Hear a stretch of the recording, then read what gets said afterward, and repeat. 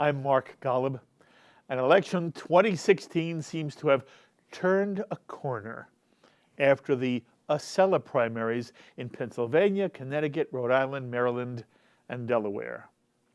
On the Democratic side, while there are millions of wildly enthusiastic voters who support Bernie Sanders, Hillary Clinton won 4 of the 5 primaries rather decisively and is now more assured than ever of being the Democratic candidate for President of the United States. As you see on the screen, she has almost double the number of delegates that Bernie Sanders has. There are some in the Democratic Party who are now saying that Bernie Sanders should fold up his tent and end his campaign, though the senator has said he will stay in the race through the California primary on June 6th. Then there's the Republican primary, where a seismic shift has occurred as Donald Trump not only won a massive victory in the state of New York, winning all but 3 of New York's 95 Republican delegates. Trump's overwhelming wins in all 5 of the Acela states has made him now the presumptive presidential nominee of the Republican Party. It is clearly one of the most dramatic political stories in the history of American presidential elections. Donald Trump, who was once considered to be a joke by all of the political and media elites in our country and by the self-appointed pundits who prognosticate on television. In spite of it all, Donald Trump has proven them all wrong. And what he has also proven is that he appeals to demographics across the board. In Connecticut, where Trump won 58% of the vote and all 28 of the state's delegates, Trump also won virtually every demographic. Those making less than 50,000, those making more than 200,000, men and women, winning 55% of the women's vote. In fact, Trump won more Republican women than his 2 rivals in every one of the 5 Acela states. So no longer can one honestly say that Trump only appeals to poor, uneducated males, white, who are racist and bigots and misogynists. And while the number of Democratic primary voters is down some 20% from 2012, the Republican Party is experiencing a 60% increase in primary voters. Whether one is a Democrat or a Republican, whether one believes Trump is the best presidential candidate running, or whether one thinks he would be the worst thing to happen to America since Joseph McCarthy, this Republican primary has been stunning in many ways, and it now looks like our nation is headed for a Clinton-Trump presidential election. Well, throughout our election coverage here on JBS, we've been focusing on what it all means to and for the Jewish community. And one journalist who's been writing some of the most objective and analytical pieces on election 2016 is J.J. Goldberg, the editor-at-large for the Jewish Forward. And once again, J.J. joins us on our JBS phones. J.J., thank you so much for being with us once again. It's a pleasure, Mark. Good to be here. Okay, J.J., I want to begin with the Donald Trump phenomenon and get your feelings about it. We've talked before, J.J., about what you think it means that Donald Trump has not only simply shut out Ted Cruz in the last 6 primaries, but he's won overwhelming victories in what are considered to be, J.J., sophisticated states like New York, Connecticut, Pennsylvania, and the like. How do you explain Trump's success this far? First of all, he's got a popular appeal because of his loose tongue. He's perceived as telling it like it is. He seems like a guy you'd want to have a beer with, which is it's a real category in American politics. People want a president. It's somebody that's going to be in their living room on their television screen for the next 4 years, and they want it to be somebody they feel comfortable with. There is a portion of the American electorate, and it's a major portion of the Republican base, which really doesn't like Democrats. So the only question was going to be which Republican it was going to be. Now, there are a lot of people who don't like Democrats. They don't like a lot of the social changes that Democrats have introduced, but they're much more moderate on issues like whether their gay daughter is going to be able to get married. Yes. On questions like what happens if somebody accidentally gets pregnant. So that they've been looking for a candidate. I think the repudiation of Cruz tells you that the extreme right wing was never very strong. Very interesting. And so they're looking to Trump as somebody who is a Republican because they just decided years ago they don't like Democrats, but who represents a lot of the moderate views in the middle of the political arena that have sort of disappeared. Yes. Now, the other point that I need to make, I think, is people on both sides of the aisle are looking at Trump's positions on issues, and they're largely ignoring his attitude toward governance, the fact that he thinks you can throw treaties into the garbage, that we can restore torture and change our own laws, ignoring the fact that we're signatories to international treaties which become law once they're ratified, that we can, I love waterboarding. And most alarming, I think, is his speech yesterday where he talked about America First. Now, whoever wrote his speech for him is not an idiot. It was a carefully thought-out speech. And America First was a pro-Nazi movement in under Charles Lindbergh at the beginning of World War II.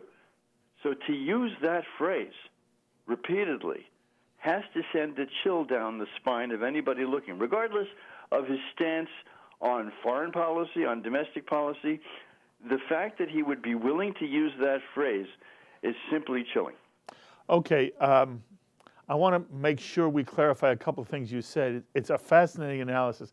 First of all, I think you would agree that there are indeed Republicans who just hate Democrats, and JJ, there are Democrats who just think Republicans are the scum of the world.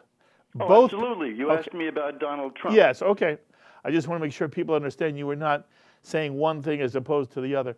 Then, no, we've become a polarized nation, and we've learned to hate each other for no good reason. Yeah, for no good reason. Good for you. Now, I have to tell you, I've watched an awful lot of commentary on the Trump speech on his foreign policy presentation in Washington. I've watched it on television. I've read a lot about it online and in newspapers. You're the first person to associate America First with a Nazi slogan.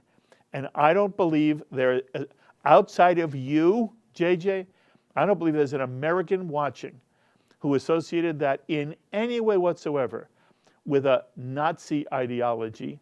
And there if, wait a minute, I'm almost done. If in fact, they're making exactly that point. Okay, if in fact there are chills running up and down your spine, I don't think they're running up the spine of most American Jews or most Americans. Now, I'm sorry, I didn't hear what you just said. I said that I saw 2 or 3 columns in today's Washington Post making exactly that point about Charles Lindbergh and America First. There's a column in Haaretz. There's a column on Politico. Now, I wasn't looking for it. I guess I just looked in different places from you. Okay. But I've seen it in a number of places. I heard it in the back of my mind. I thought about Lindbergh, but I didn't think that it was, I thought the same thing you thought, that it's just me. But I'm seeing it all over the place. We're obviously looking at different sources. Okay. By the way, do you really believe that Trump is associating himself with the Lindbergh position and Nazis? No, I don't think that Trump is associating himself with Nazis. Now, the point has been made frequently that his attitude toward governance reminds people of Mussolini. Mussolini was not a mass murderer. Mussolini was a dictator. Mussolini saw himself as the leader who had all the answers, Trump sees himself as the leader who has all the answers. He says, I'm not going to tell you how I'm going to solve problems. Just trust me because I'm Donald Trump. His speeches are filled with attacks on people who have said bad things about him. Most of the people that he attacks in his speeches, he attacks not because of things they advocate that he disagrees with, but because they're nasty to him. In other words, he's a very thin-skinned person, and he considers it legitimate to act on the basis of a feeling of personal insult. So in many ways, he's a figure that recalls the unstable days of the 1930s. Obviously, he's got Jewish grandchildren, halachically Jewish grandchildren. He's not an anti-Semite by any stretch of the imagination. What he is oblivious to the sound of his words. Okay. Again, you have always tried to be as objective as possible, and I have enormous regard for your analysis. I don't experience it the same way, and I want to tell you what I am finding as I travel through the Jewish community that I'm with. Everywhere I go, I was just out in Levittown, Long Island, a lovely group of people, and I run into Jews all the time, JJ, who support all five, one of the five of the standing presidential primary candidates. There are Jews who tell me they're voting for Bernie Sanders even though they don't believe he can defeat Hillary. I speak to Jews who tell me they're voting for Hillary even though, JJ, they tell me they're not happy with her. I meet Jews who support Ted Cruz because they think he's the best for Israel. I meet Jews who really like John Kasich but believe he has no chance to win the Republican nomination. And then, JJ, I meet Jews all the time, everywhere. Good people, bright, committed Jews who care deeply about the state of Israel and about the future of America. And they tell me with less and less hesitation and embarrassment, they're supporting Donald Trump. Now, I want to know two things from you. Do you find the same things in your travels, that you'll find people across the Jewish spectrum who do, in fact, express support for all five of the candidates? But more to the point, how do you explain to yourself this large number, growing number of American Jews, our mishpacha, JJ, who, in fact, see none of the vile that you just described in Donald Trump? He's charming.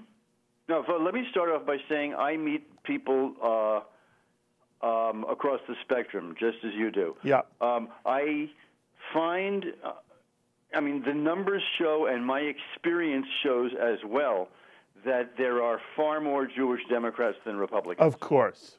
And even the people who like Bernie Sanders don't trust that they consider it a wasted vote. Yep. An awful lot of people don't particularly like Hillary Clinton. It's interesting that we're shaping up to have an election in which the two most unpopular people on the scene will be facing off against each other. Isn't that fascinating to you? It's fascinating. Yeah. As far as Trump goes, as I say, the things that disturb me, and I have to say disturb historians and political scientists, don't disturb the average television watcher. Why? His inconsistency is that he can say 1 minute I'll be Israel's best friend and the next minute I'll be neutral.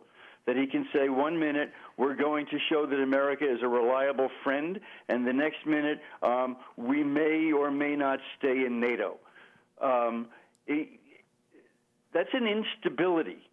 And it doesn't bother people because most of his attention doesn't go to policy.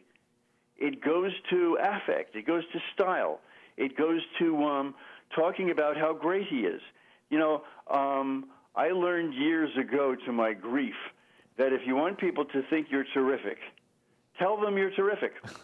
If you don't say so, they won't think so. And the more you say it, the more they think it. That's why television advertising works. Mm-hmm. So I'm not surprised. Jews are smart, but they're not that much smarter than others.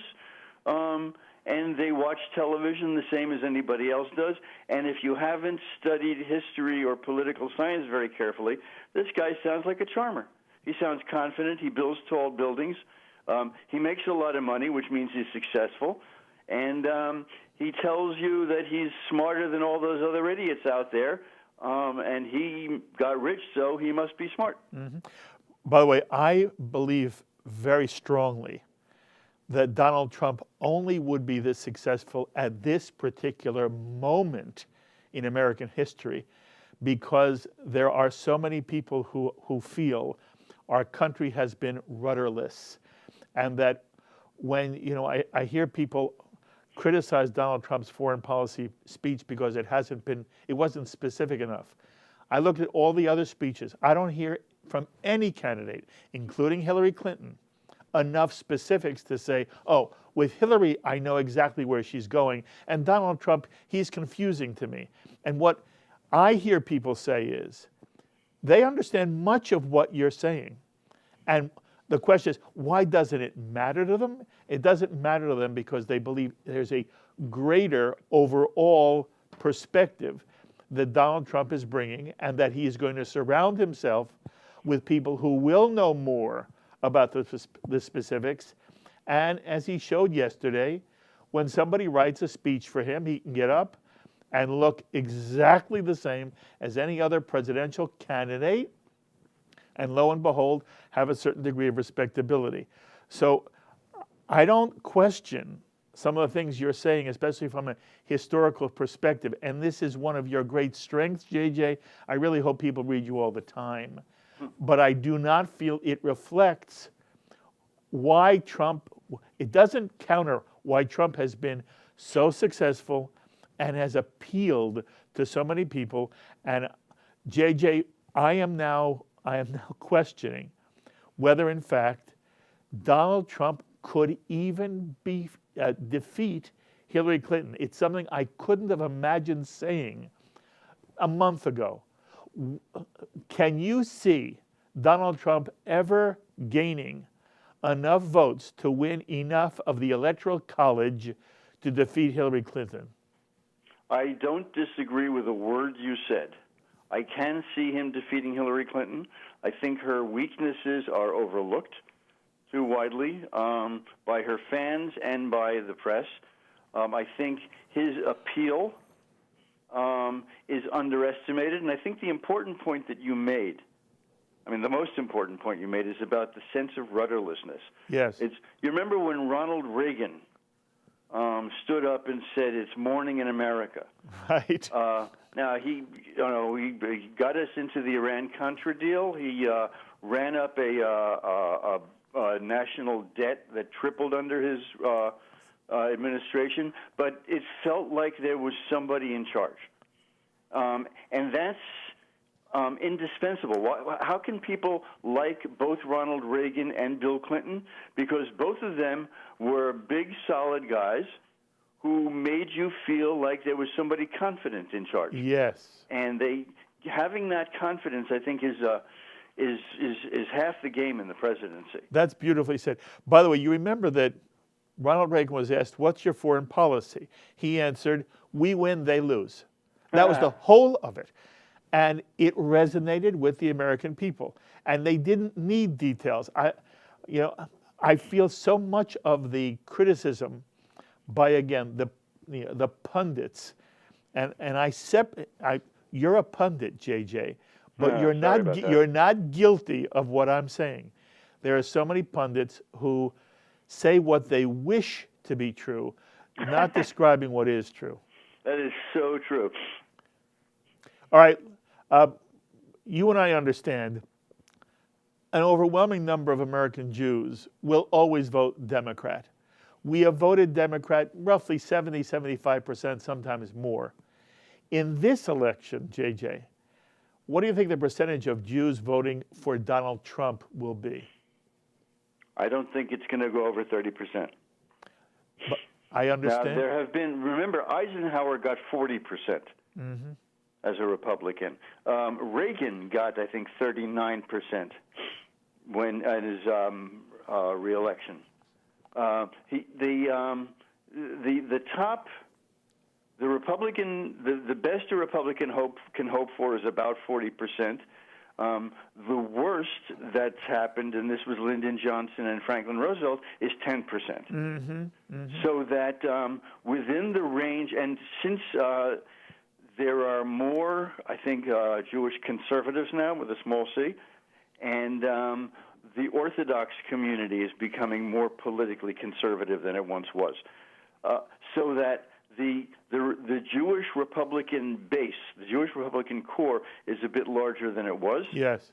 On the other hand, I think at this point, because of issues, Jews are for Brent.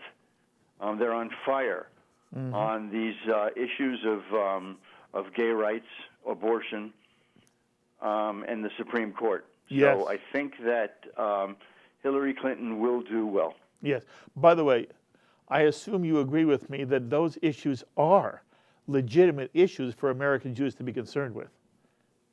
The gender issues and so on? Social abortion, gay rights, the who's going to be on the Supreme Court, what kind of Supreme Court are we going to have for the next 20 years? Those are really important issues which American Jews feel appropriately are critical when they go to the polls to elect a president. I'll go just one step further. They unite American Jews far more than Israel does. Absolutely, absolutely. And that, by the way, speak to that for a moment, which I find fascinating. There are two issues which drive American concerns. On the one hand, it's the social issues and social justice and caring for those who are the underclass of our country, those who are poor, those who are homeless, those who are without medical insurance. Jews care in almost a prophetic sense, and the social justice is something that drives Jewish concern. At the same time, there are Jews for whom the future well-being of the State of Israel and the nature of the U.S.-Israeli relationship, for them that is of paramount concern, either equal to or even greater than their concern today for social issues. How do you see that split inside the Jewish community, and how will it be reflected in a presidential election?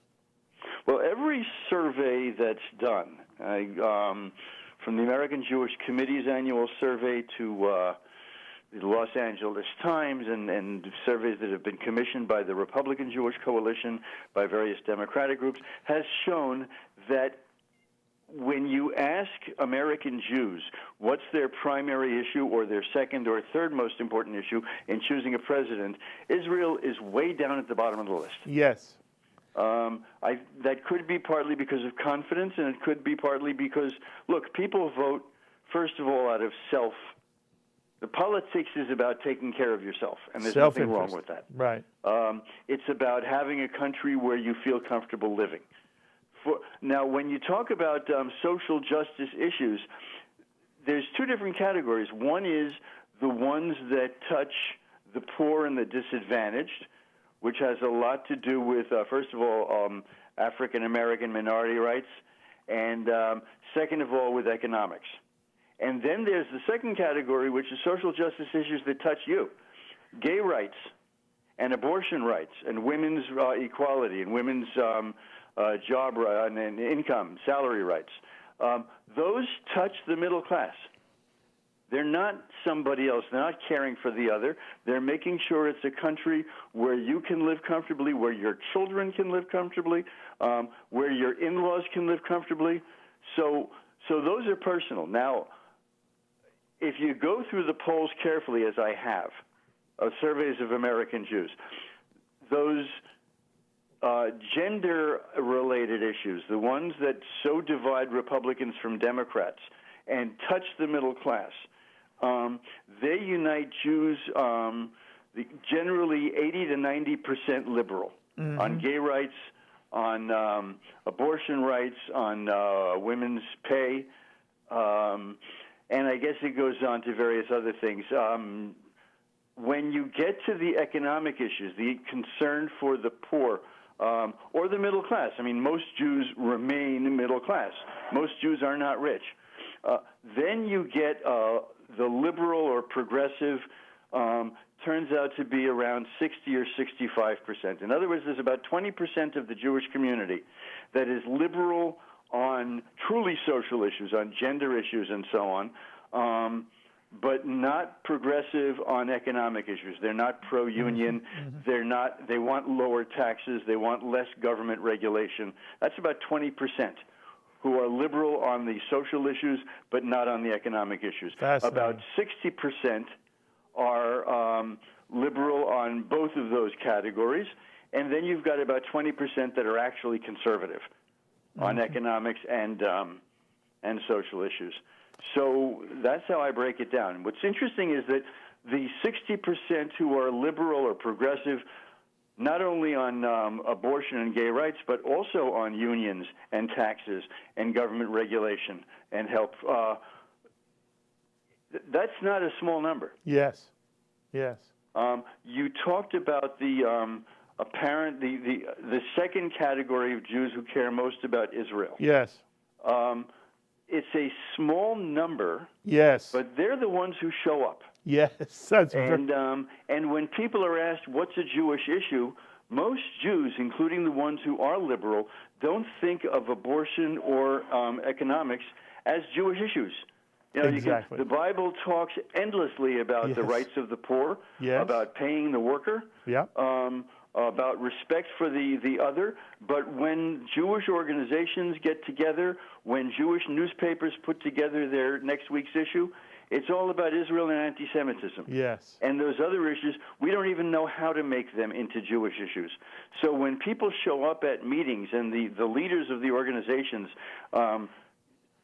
hear from the folks sitting in the seats out there, what they hear about is Israel and anti-Semitism. You're absolutely right. I'm going to say it again. You're fabulous. Thank you. I love the fact that you come on and share your opinions. I'm hoping everybody reads you either online or subscribe to the Jewish Forward. And we will continue the discussion very, very soon. But thank you for the time, JJ. All the best, and Chag Sameach. Chag Sameach to you, too. The thoughts of JJ Goldberg, editor-at-large for the Jewish Forward.